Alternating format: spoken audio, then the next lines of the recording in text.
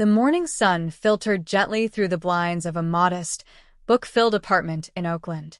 A soft breeze stirred the curtains as Aaliyah Carter sipped her black coffee, her eyes tracing the golden beams stretching across the hardwood floor. 31, sharp-witted, and quietly determined, Aaliyah had always been her mother's daughter, graceful but resilient, tender-hearted but strong-willed. She worked as a junior architect at a mid-sized firm in the city, far from glamorous, but her designs carried the kind of subtle brilliance that made you pause. Her days were filled with blueprints, client calls, and her cat Luna, but there was an unmistakable silence in her life, one that had grown heavier since her mother passed 6 months ago. Her mother, Lorraine Carter, had been everything to her, a single parent who raised Aaliyah with grit and unconditional love after Aaliyah's biological father disappeared from their lives when she was just a toddler. For most of her childhood, it had been just the two of them, surviving on small dreams and big hopes. That changed when Lorraine married Maurice, a charming, well-dressed entrepreneur with a smile that seemed too polished to be real. Aaliyah had been 19 then, just starting college. Something about Maurice always felt performative to her, like he was auditioning for the role of good husband and never quite earning it. But Lorraine, glowing in her second chance at love, was smitten. Now, with her mother gone, the world felt off balance. Aaliyah's mornings, once grounded by calls from Lorraine or spontaneous coffee shop meetups, were eerily quiet. There were no more homemade recipes sent through texts, no reminders to bundle up before leaving the house, and no safe space to talk through bad days. Just an emptiness, echoing in every quiet corner of her apartment. Despite her grief, Aaliyah had kept moving. She was the type of woman who functioned on responsibility, even when it hurt. She'd sorted through her mother's belongings, organized the memorial service, and sent thank-you cards to everyone who had offered condolences. Maurice, surprisingly, had stepped back and let her take the lead, occasionally nodding or pretending to be overcome with emotion. Something in his behavior felt rehearsed.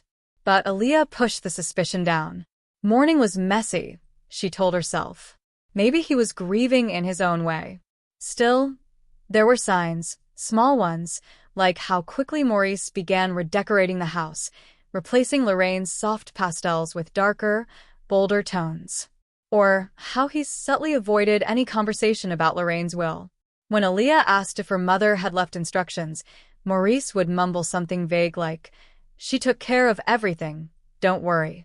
A week before the official will reading, Aaliyah received an envelope from her mother's longtime attorney, Mr. Roland Hughes. The envelope contained only a note. "Whatever happens, know I loved you. Fight for what you know is right, Mom." Aaliyah stared at the message for hours. Her chest tightened. Something was wrong. Her mother was a woman of order. She wouldn't have sent a cryptic message unless there was something to fear. That night, Aaliyah couldn't sleep.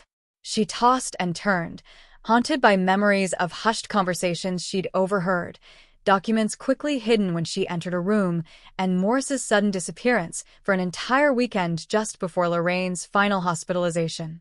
Luna jumped up onto her chest, a comforting weight against the swirl of unease.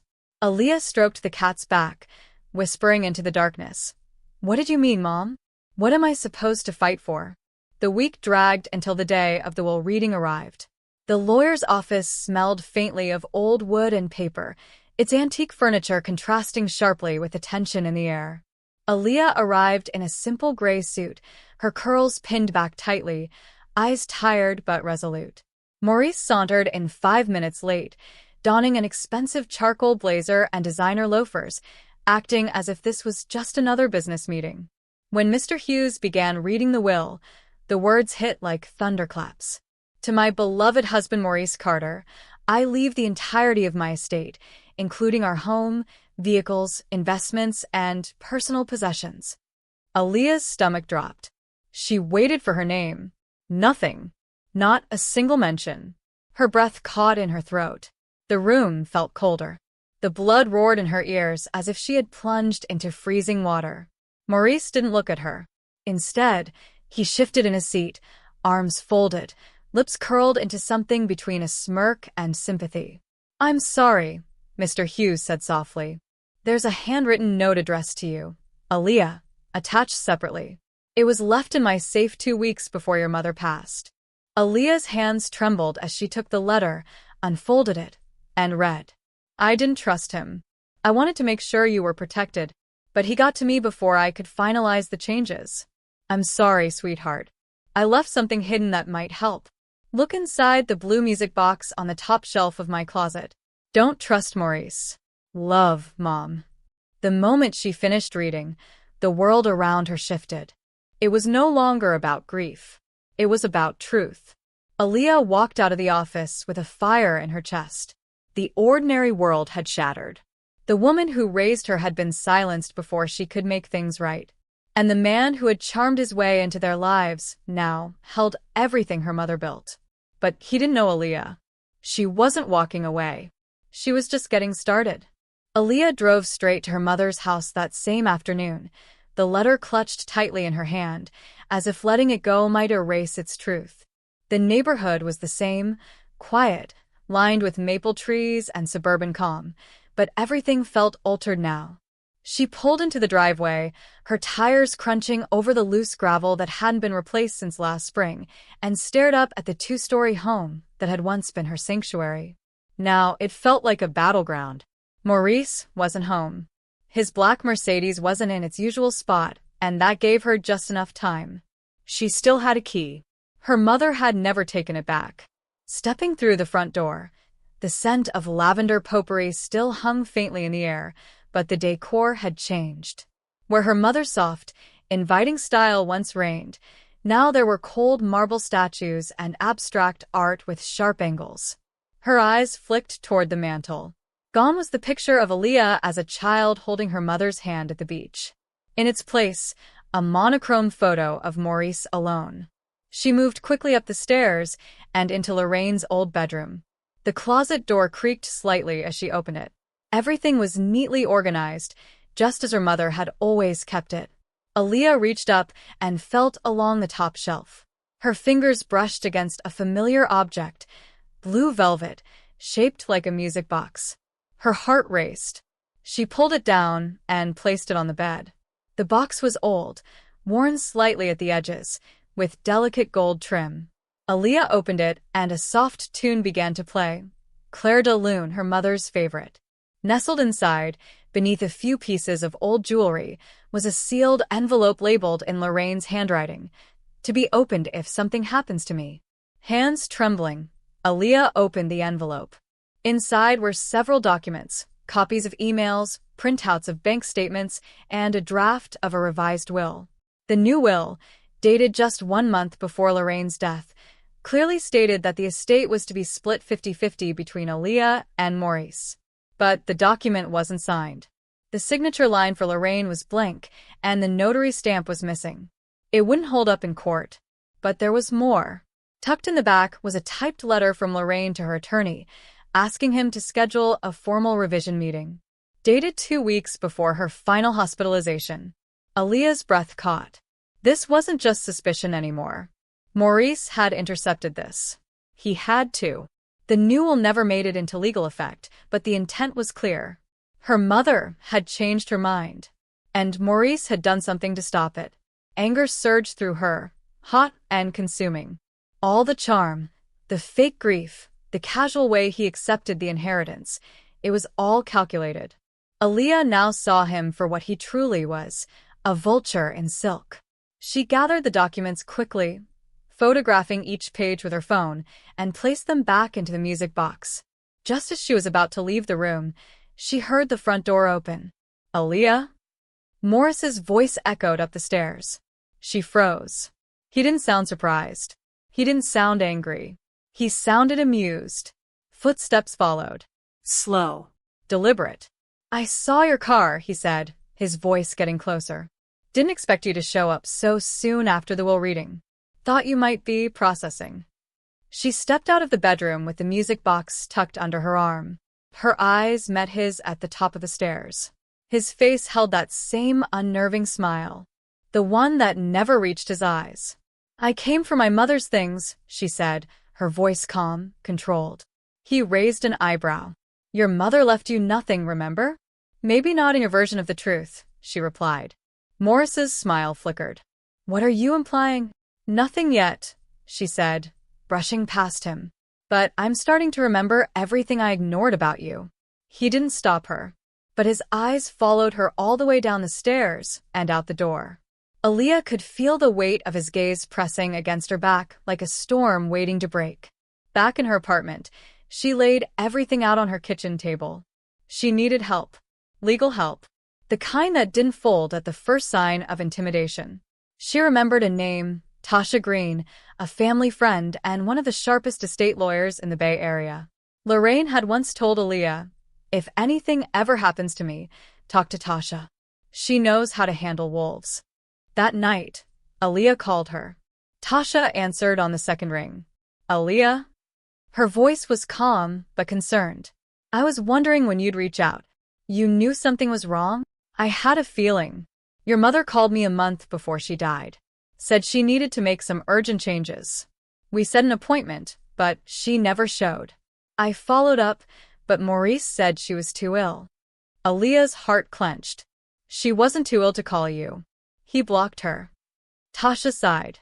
Then we're dealing with more than just inheritance. This could be fraud. Maybe even coercion. We'll need evidence, timing, and a judge willing to see through his act. I have the draft of the new will, Aaliyah said. Emails. A letter she wrote to the attorney. Tasha was quiet for a moment. Then she said, bring it all in. We're going to fight this. Your mother may have been silenced, but her truth still has a voice. For the first time in months, Aaliyah felt the stirrings of power returning to her chest. She wasn't just grieving anymore. She was preparing for war. Aaliyah stood in front of the mirror, buttoning her deep navy blazer. Her curls were pulled back into a sleek bun, her makeup sharp and minimal. There was no room for tears now. No room for grief. Today, she wasn't Lorraine's grieving daughter. Today, she was a woman on a mission. Tasha had agreed to represent her. The moment she saw the documentation, Lorraine's draft will, the unfiled legal appointment requests, and the email chain between Lorraine and her estate attorney, Tasha's jaw tightened. He played her, she said, her tone flat but edged with fury. And now he's about to find out you're not someone he can erase. The court process wouldn't be simple. They'd filed a motion to challenge the will's legitimacy based on undue influence and intentional obstruction of estate modification. Tasha was building a timeline to prove Maurice had interfered with Lorraine's legal rights during her final months. But Maurice wasn't sitting still either. 3 days after Aaliyah filed the claim, she received a letter from his lawyer, a sleek, threatening response accusing her of slander, emotional manipulation, and even financial instability. They painted her as a disgruntled, estranged daughter with a history of irresponsibility. Aaliyah nearly laughed at the absurdity of it, except it was exactly the kind of story Maurice knew people would believe. He knew how to twist the narrative and make people doubt the truth. Still, she refused to cower. The morning of their first mediation session, she arrived early. Tasha met her outside the courthouse, arms folded, documents in hand. You ready? She asked. I was born ready, Aaliyah replied, though her heart thudded loudly in her chest. Inside, they sat in a sterile, windowless room. Maurice entered 10 minutes late, in a custom charcoal suit with a smug grin plastered across his face. He didn't even look at Aaliyah. Instead, he leaned over to his lawyer and whispered something with a soft chuckle, then took his seat across the table. The mediator began, outlining the purpose of the session, to see if an agreement could be reached before formal court proceedings. Morris's team was first to speak. She's bitter, his lawyer said smoothly. She was never close to her mother. Lorraine confided everything in my client. That's why he was given the entire estate. There's no evidence of foul play. Just a woman looking for money. Aaliyah gripped the armrest of her chair, nails digging into the fabric. Tasha remained poised. We have evidence Lorraine attempted to revise her will, but was never given the chance. We have communications, bank activity she was unaware of, and statements from 2 witnesses who saw Maurice interfering with her care during her last hospitalization.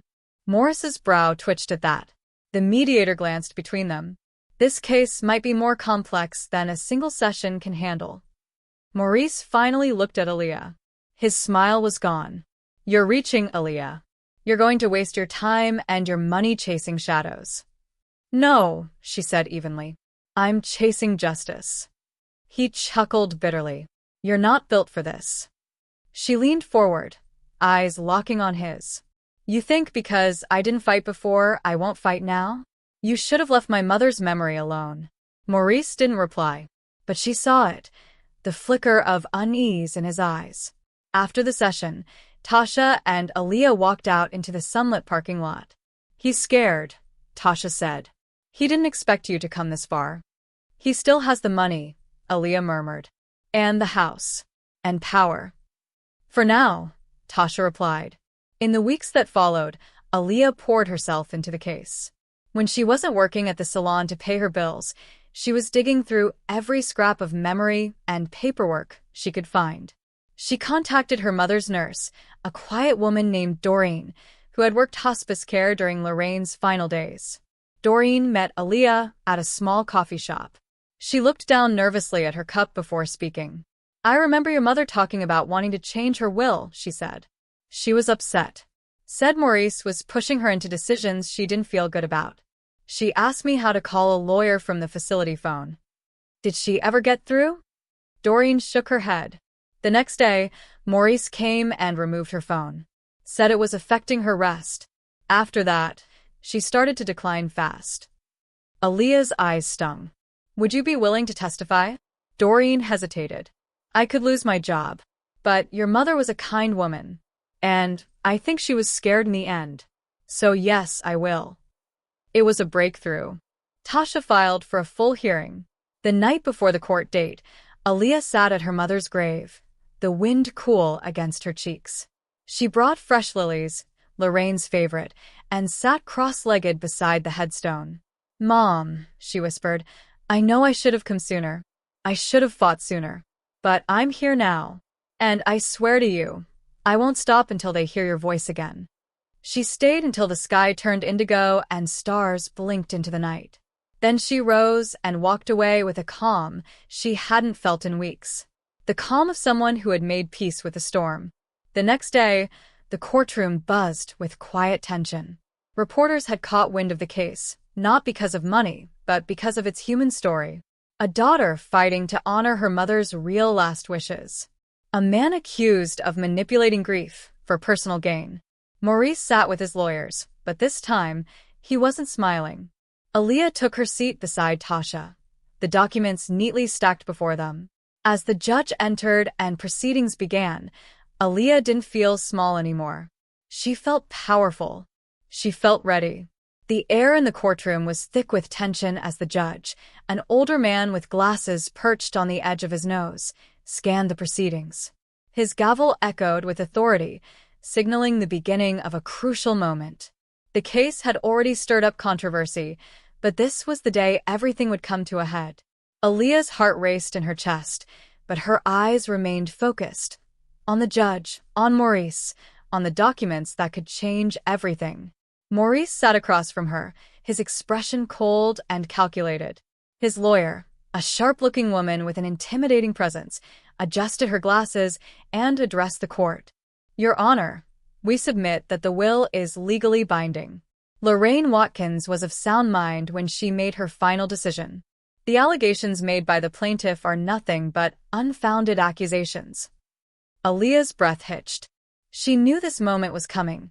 Their side had been preparing for weeks, but hearing it all laid out in such a confident, dismissive manner stung nonetheless. Morris's lawyer wasn't just defending the will. She was attacking Aaliyah's character, portraying her as someone unfit to challenge the deceased's decisions. But Tasha was ready. She stood up, the quiet confidence she'd shown from the start now magnified by her unwavering commitment. Your Honor, she began, her voice steady but firm, we are not here to discredit the will itself. What we are here to expose is a systemic pattern of manipulation and coercion that went unnoticed by those who should have been there to protect Lorraine Watkins. Tasha's words hung in the air, and Aaliyah's pulse quickened. The moment of reckoning had arrived. Morris's lawyer smirked, but did not interrupt. Tasha was unfazed. She motioned for a member of the legal team to approach the bench and handed the judge a series of documents. Your Honor, we have gathered testimony from several witnesses, including Lorraine's primary nurse, Doreen Calloway, who will testify that she witnessed the defendant, Maurice Bennett, overriding Lorraine's personal wishes in the final months of her life. The courtroom grew silent as the judge scanned the papers in his hands. Morris's lawyer stiffened, her lips pressing into a thin line. Tasha continued, "We also have evidence that shows Lorraine was in the process of altering her will. We have emails that were sent by her to a lawyer, requesting a revision just days before her sudden decline. The defendant's actions not only prevented this, but he also actively isolated her from communication with legal advisors." Aaliyah watched Morris's face for any sign of doubt, but he held himself together like a seasoned actor on stage, hiding the unease that flickered in his eyes. He didn't want to show weakness. He couldn't. Doreen was called to the stand next. The nurse was visibly nervous, but she held her ground when the opposing attorney tried to discredit her testimony. Doreen spoke slowly, each word measured, yet full of conviction. She described how Maurice had interfered with Lorraine's care during her last months, how he controlled the medical decisions without consulting Aaliyah, and how Lorraine had tried to reach out for help. The defense attorney attempted to counter, calling Doreen's memory into question, but Doreen remained unflinching. It was clear she knew she was telling the truth, and her calm confidence made an impact on the jury. But it wasn't until Aaliyah herself took the stand that everything changed. The court was quieter than it had been the entire session. All eyes turned toward Aaliyah as she walked toward the witness stand, her steps deliberate. She felt the weight of the moment. Her entire life had led to this, and she wouldn't let anyone steal her mother's legacy. The defense lawyer wasted no time. "Miss Watkins, your mother made it clear she didn't want you involved in her estate. In fact, you were not close, and I believe you've been estranged for years. Why should we believe your claims now?" Aaliyah's gaze hardened. "You don't have to believe me," she said, her voice calm but razor-sharp. "But you'll believe the evidence.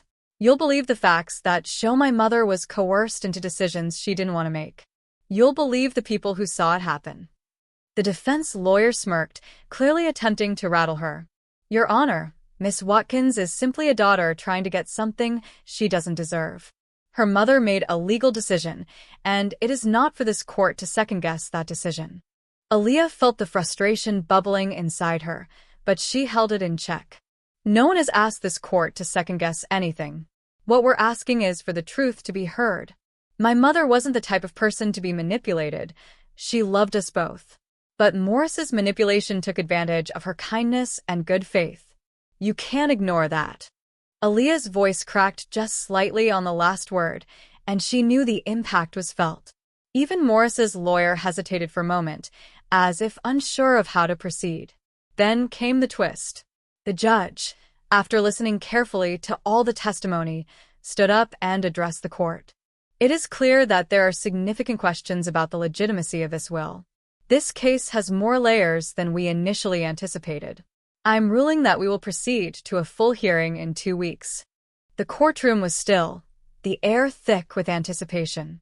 Morris's eyes darkened, and for the first time since this entire ordeal began, he looked unsure of himself. This wasn't the victory yet, but it was a monumental step forward. Aaliyah had done it. She had faced him down, and she was about to win this fight. Her heart pounded as she left the stand and walked back to her seat. The next few weeks would be decisive, but for now, the feeling of hope, of justice, was enough to propel her forward. She had fought back, and the battle wasn't over yet. 2 weeks passed like a storm, fast, intense, and full of tension. Each day, Aaliyah and Tasha reviewed evidence, prepared witness statements, and refined their arguments. The court hearing loomed like a mountain peak, and though the journey had already been grueling, Aaliyah could feel the summit just ahead. When the day of the final hearing arrived, the courthouse was buzzing with quiet chatter. Journalists had picked up on the case, an inheritance battle with racial undertones, family betrayal, and allegations of manipulation. The story had gone viral. But Aaliyah wasn't thinking about headlines. She was thinking about her mother and the promise she had made to fight for what was rightfully hers and to expose the truth Maurice tried so hard to bury. Inside the courtroom, the energy was different. It wasn't just tension anymore. It was anticipation.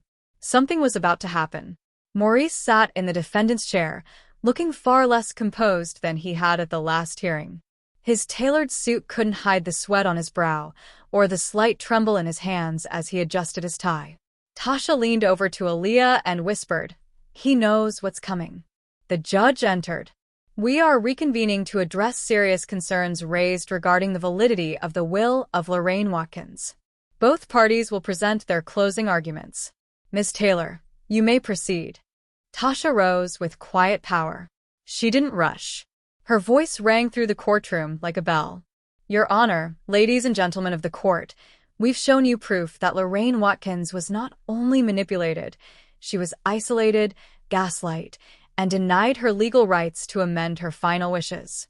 The defendant, Maurice Bennett, used his position as a trusted companion to gain control over her finances and health decisions." She paused, letting the words settle. "We have shown emails, testimony, and first-hand accounts.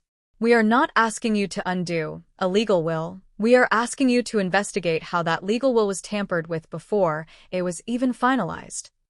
She turned toward Maurice. "And we are asking you to see Mr. Bennett for what he truly is, not a grieving son figure, but a man who exploited an elderly woman in her final days." Then came Morris's lawyer, trying to regain lost ground. She spoke passionately, insisting there was no clear evidence of manipulation, no definitive proof. She painted Aaliyah as opportunistic, as a bitter daughter seeking money after years of distance. But the narrative no longer held power. The court had seen too much. The doubt had taken root. After closing arguments, the judge took a short recess before returning with his verdict. When he entered again, the courtroom fell silent. In reviewing the evidence, the judge began, and after hearing testimony from key witnesses, "I find reasonable cause to believe that Lorraine Watkins was in the process of altering her will and that she was likely obstructed from doing so due to external influence, namely, the actions of Mr. Maurice Bennett." Morris's jaw tightened. "While the will as it stands is technically legal," the judge continued, "I am ordering a full probate review and the appointment of an independent executor to oversee the estate. This review will assess all financial movements in the months leading to Lorraine Watkins' passing. In the meantime, I am freezing any distribution of assets to prevent further compromise." A ripple went through the courtroom. The judge looked directly at Aaliyah. "Ms. Watkins, you have acted in accordance with justice and with respect for your mother's memory. This court recognizes your standing and will ensure your voice continues to be heard in all future proceedings regarding this estate." Maurice stood abruptly, but his lawyer placed a hand on his arm. "Don't," she whispered sharply. His face turned pale, his composure shattered. As the court adjourned, Aaliyah sat frozen in her chair. It took her a moment to realize the verdict had gone in her favor, not just legally, but morally. The truth had come to light. Justice was being served. Tasha turned to her and smiled. "You did it." "No," Aaliyah said, blinking away tears. "We did it." Outside the courthouse, reporters swarmed. Microphones were shoved toward her. Cameras flashed in every direction. "Aaliyah, how do you feel? What happens next? Will Maurice face criminal charges?" Aaliyah held up a hand. "All I ever wanted was the truth. My mother deserved peace. And today, we gave her that." With that, she stepped away from the noise, the crowd, and the chaos. For the first time in a long time, her shoulders relaxed. She felt her mother's presence in the wind, in the warmth of the sun, in the quiet beating of her own heart. Justice wasn't about revenge. It was about setting things right. She looked over at Maurice one last time as he was escorted out by his legal team. He wouldn't be able to run anymore. Everything he built on lies would now collapse under the weight of truth. "And Aaliyah?" She walked away, not just from the courthouse, but from years of hurt, of being silenced, of being treated like less. She walked into a new chapter. One where she was no longer erased, but remembered. Weeks passed, and the dust began to settle. The estate was still under review, and the final division of assets would take months, but Aaliyah no longer felt the weight of that process. What mattered more was that her mother's story had been honored. Her voice had been restored, and her legacy protected from those who tried to twist it for their own gain. Aaliyah sat on the porch of her mother's old house, which had recently been reopened for preservation. Flowers bloomed where weeds once grew. The cracked path had been mended. Inside, the furniture was covered in white sheets, waiting for a new beginning. She ran her fingers along the railing, feeling the grooves carved by time and love. She had decided not to sell the house. Not because of its value, but because of what it meant. It was the one place where her mother had laughed, cried, cooked Sunday dinners, and held her close after every scraped knee and heartbreak. Preserving it wasn't about nostalgia. It was about grounding herself in her truth. Aaliyah opened a journal that had belonged to Lorraine. She flipped through pages filled with cursive reflections, some joyful, some heavy. On one page, her mother had written, "I hope one day my daughter will understand why I made the choices I did. I've made mistakes, but I've never stopped loving her. And I pray, with every breath, that she finds her strength and doesn't let this world erase her light." Tears filled Aaliyah's eyes, but this time, they were not of sorrow. They were of release. Everything she had endured, the rejection, the betrayal, the gaslighting, had brought her to this moment. And in this moment, she chose peace. She chose power. She chose to reclaim everything that had been stolen from her. Not just money or property, but her identity, her confidence, her rightful place in her family's story. As the sun began to set, casting a golden hue over the garden, Aaliyah closed the journal and looked toward the sky. "You don't have to worry anymore, Mama," she whispered. "I understand now. And I'm not going anywhere." Justice wasn't a moment. It was a journey, and Aaliyah had just begun hers. She stood up, straightened her shoulders, and stepped back inside the house, not as the forgotten daughter, not as the outsider, but as the rightful heir to both her mother's legacy and her own future. Because sometimes being erased isn't the end of the story. Sometimes it's just the pause before a powerful return.